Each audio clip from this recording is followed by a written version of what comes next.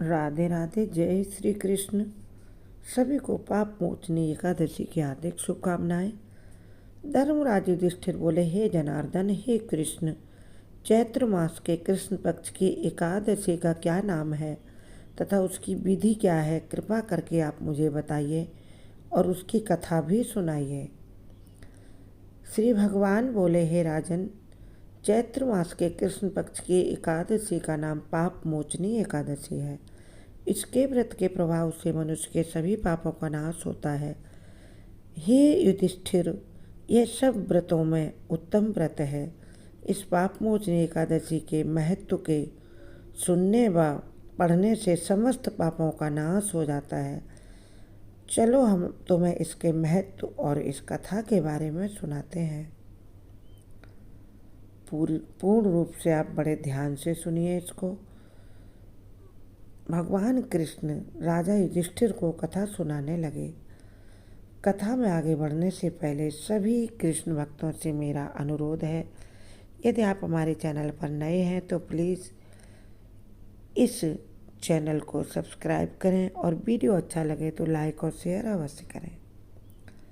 भगवान बोले, हे राजन, एक समय देवर्षि नारद जी ने जगत पिता ब्रह्मा जी से पूछा कि हे पिता, जगत पिता ब्रह्मा, आप मुझसे चैत्र मास के कृष्ण पक्ष की एकादशी का व्रत करने का विधि विधान और कथा कहिए। ब्रह्मा जी कहने लगे कि हे नारद, चैत्र मास की कृष्ण पक्ष एकादशी के दिन भगवान विष्णु का विधि से पूजन करना चाहिए और इसकी कथा के अनुसार मैं तुम्हें कथा सुनाता हूँ। इस कथा को अवश्य ही सुनना चाहिए। भगवान विष्णु का पूजन करने में पीले फल, पीली मिठाई, पीले फूल, पीला चंदन या केसर अवश्य शामिल करें तथा भगवान विष्णु की प्रसन्नता के लिए धूप दीप से भगवान की आरती उतारें और नैवेद्य का भोग लगाएं, पंचामृत का भोग अवश्य लगाएं तथा विष्णु या श्रीहरि के मंत्रों का जाप करें। और कोई मंत्र यदि आप नहीं जानते हैं तो सबसे सरल और सहज मंत्र ओम हरये नमः या ओम विष्णवे नमः या फिर ओम नमो भगवते वासुदेवाय नमः, इस मंत्र का जाप करिए। इसके बाद ब्रह्मा जी नारद जी से कहते हैं, पुत्र, अब तुम पाप मोचनी एकादशी की कथा सुनो। इस कथा को सुनने से भी सभी पाप नष्ट हो जाते हैं और कोई भी पाप पुराने जीवन का भी, पुराने जन्मों का भी नहीं बाकी रहता है। इसकी कथा सुननी चाहिए, सुनानी चाहिए तथा इसके महत्व को जानकर इसे अन्य लोगों में शेयर भी करना चाहिए। प्राचीन समय में ब्रह्मा जी कथा सुना रहे हैं नारद जी को और कह रहे हैं कि नारद जी, इसकी कथा के अनुसार प्राचीन समय में चित्ररथ नाम का एक रमणीक वन था। इस वन में देवराज इंद्र गंधर्व कन्याओं तथा देवताओं के साथ स्वच्छंद रूप से विहार करते थे और देवताओं के साथ रमण करते थे, देवांगनाओं के साथ रमण करते थे, अप्सराओं के साथ रमण करते थे। बड़ी प्रसन्नता से इस वन में घूमा करते थे। एक दिन मेधावी नामक ऋषि भी वहाँ पर तपस्या कर रहे थे। वे ऋषि शिव उपासक थे तथा अप्सराएं शिव द्रोहिणी अनंगदासी अनुचरी थी। एक बार कामदेव ने मुनि का तप भंग करने के लिए, ऋषि मेधावी की तपस्या भंग करने के लिए इंद्र के इशारे पर कामदेव ऐसा करना चाह रहे थे। उनके पास मंजू घोषा नामक अप्सरा को कामदेव ने भेजा।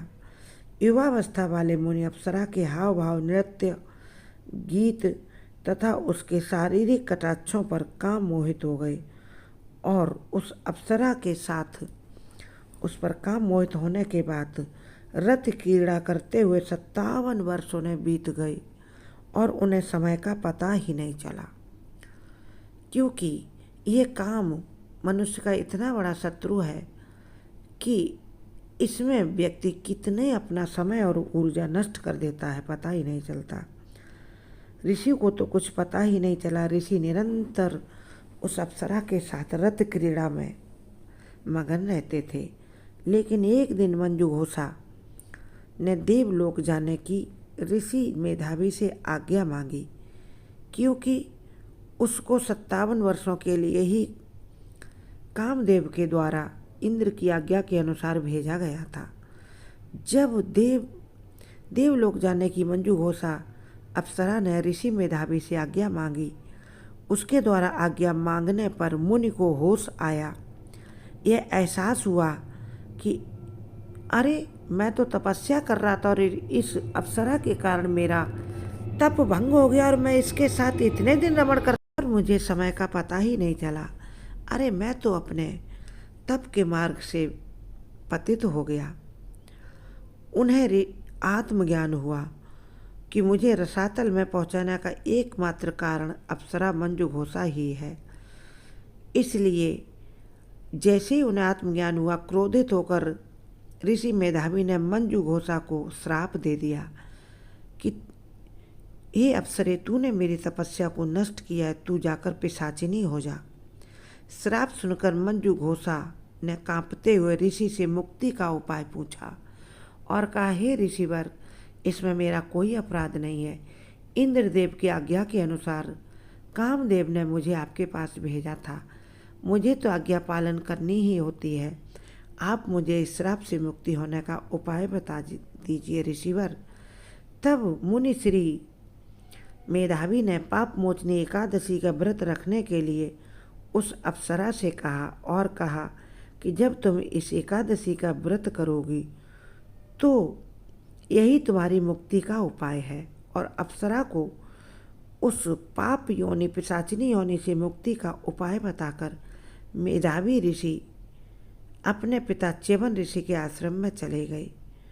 पुत्र के मुख से अप्सरा को श्राप देने की बात सुनकर च्यवन ऋषि अपने पुत्र मेधावी की घोर निंदा करने लगे तथा उन्हें पाप मोचनी चैत्र कृष्ण पक्ष एकादशी का व्रत करने की च्यवन ऋषि ने अपने पुत्र मेधावी को भी आज्ञा दी और कहा, पुत्र, तुम्हें भी इस एकादशी का व्रत करना होगा, क्योंकि तुमने अप्सरा को श्राप दे दिया। इसमें उसका कोई दोष नहीं था।